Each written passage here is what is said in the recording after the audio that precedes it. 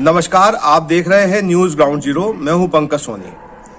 दोस्तों, क्या आपको पता है कि जो भारत का सुप्रीम कोर्ट बना है, उसके बनने में जो सबसे महत्वपूर्ण पहल है वो किस व्यक्ति की है, या यूं कहे कि सबसे पहली पहल है वो किस व्यक्ति की है? आप निश्चित तौर पर इस बात को जानना चाहेंगे।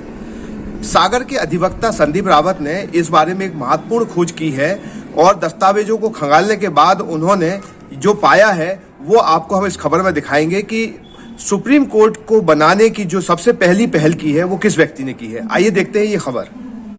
मैं आप सब लोगों की शुभकामनाओं से पिछले 6 से 7 वर्षों से डॉक्टर हरि सिंह गौर के कृतित्व, व्यक्तित्व, उनके लेजिस्लेटिव वर्क, उनके विधायी कार्य को लेकर लगातार रिसर्च वर्क कर रहा हूं, काम कर रहा हूं। और मुझे अपनी रिसर्च के दौरान जो उनके व्यक्तित्व के आयाम निकले हैं उनकी मैं चर्चा करना चाहता हूं, बताना चाहता हूं आप लोगों को। ये सर ऐसा हुआ था कि गवर्नमेंट ऑफ इंडिया एक्ट 1919 आया था, तो उसमें उपनिवेशी केंद्रीय विधानसभा, जिसको हम लोग इंग्लिश में इंपीरियल सेंट्रल लेजिस्लेटिव असेंबली कहते हैं, उसका गठन हुआ था और उसमें प्रतिनिधित्व जो भारतीयों का है वो बढ़ा दिया गया था।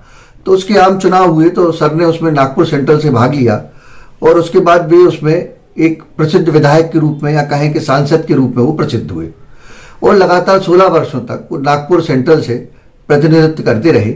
उसी में उन्हें 26 मार्च 1921 का वो प्रस्ताव था जिसमें डॉक्टर हरि सिंह गौर ने संसदीय इतिहास में सबसे पहली बार सुप्रीम कोर्ट के गठन की भारत में मांग रखी। उसके पहले भारत में कोई सुप्रीम कोर्ट नहीं था। हमारे भारत की जनता को, लोगों को अंग्रेजों द्वारा गठित प्रीवी काउंसिल जो 7000 मील दूर था, वहां उसकी क्रिमिनल और सिविल मामलों की अपील करने के लिए जाना पड़ता था।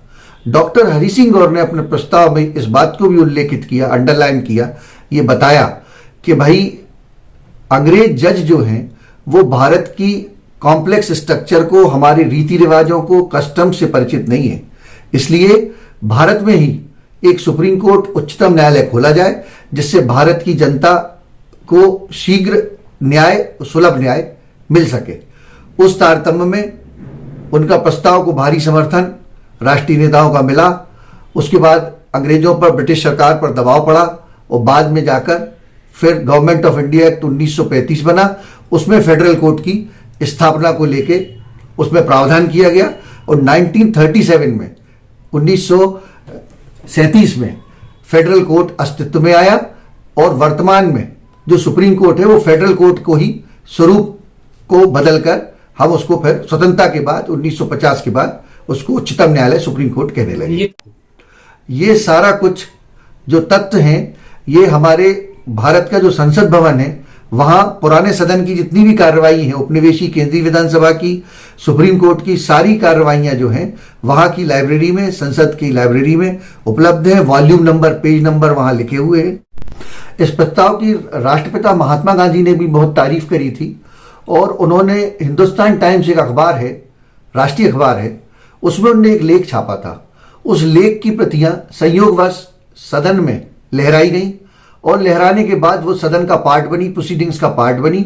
तो वो एक स्थायी दस्तावेज बन गया सदन की प्रोसीडिंग्स का कि महात्मा गांधी ने डॉक्टर हरि सिंह गौर के प्रस्ताव को एक बहुत ही नेक और सच्चा प्रस्ताव बताया। और साथ में उन्होंने ये भी कहा था महात्मा गांधी ने कि जो अंग्रेज जज हैं वो कुछ शॉकिंग निर्णय देते हैं जो भारतीय जनता के जनमानस को सूट नहीं करते, उनके अनुकूल नहीं होते हैं।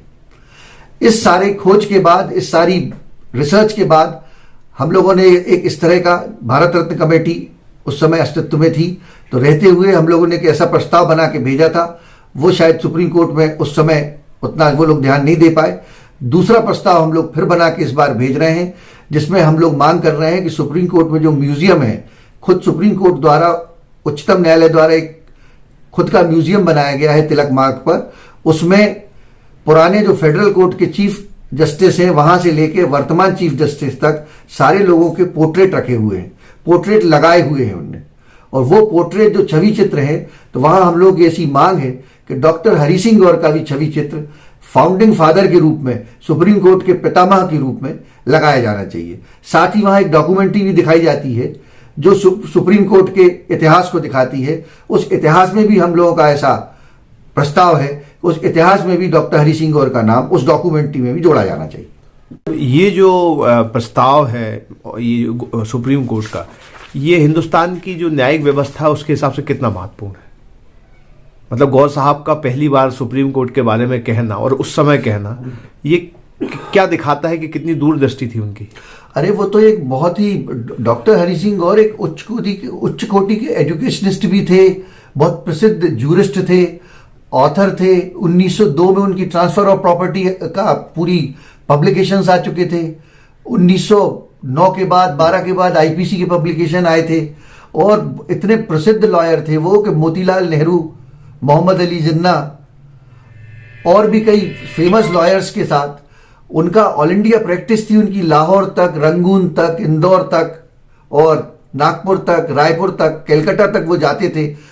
बहुत ही प्रसिद्ध मामलों में वो न्यायिक बहस करते थे और हाईकोर्ट बार एसोसिएशन के भी अध्यक्ष थे और कई मल्टी डायमेंशनल उनके काम थे। तो उस हिसाब से वो प्रस्ताव जो था वो अपने टाइम से अहेड था, बहुत आगे की सोच का वो प्रस्ताव था, जो मूर्त रूप जिसने 37 में लिया जब फेडरल कोर्ट की स्थापना, वो बाद में फेडरल कोर्ट कन्वर्ट होके और फिर उच्चतम न्यायालय सुप्रीम कोर्ट बना।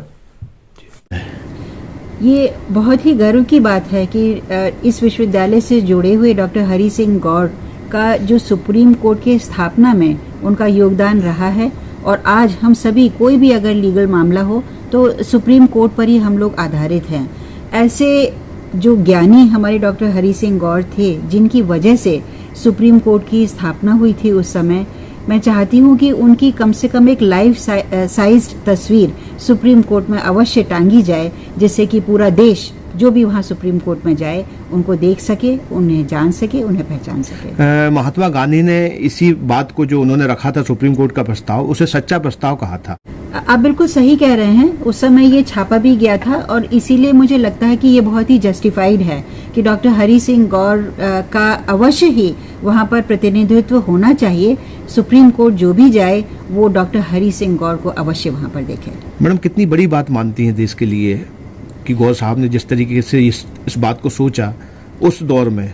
मैं सोचती हूँ कि ये इतनी बड़ी बात है कि आज हम सागर में यदि इस बात की चर्चा कर रहे हैं, ये यहीं तक नहीं सीमित रहनी चाहिए, सिर्फ अपने प्रदेश तक ही नहीं सीमित रहनी चाहिए, बल्कि नेशनल क्या, it should be international recognition, और पूरे विदेशों में भी इसको हमारे जानकारी भेजनी चाहिए कि वही थे डॉक्टर हरि सिंह गौर जिनकी वजह से सुप्रीम कोर्ट की भारत में स्थापना हुई। और आज जितने भी लीगल केसेस होते हैं, अगर हमें एक्सट्रीम पर जाना है, इतने कॉम्प्लिकेटेड केसेस होते हैं, वो हमारे सुप्रीम कोर्ट ही सुलझाता है। क्या आप महंगी दवाओं के खर्चे से परेशान हैं? अब इस चिंता से मुक्त हो जाइए।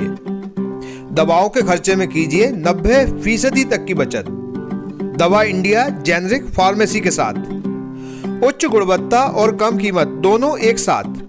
1500 से अधिक दवाइयां उपलब्ध, सभी उत्पाद FDA द्वारा प्रमाणित। हमारा पता है Dawa India generic pharmacy, Sugandha complex, Parkota सागर।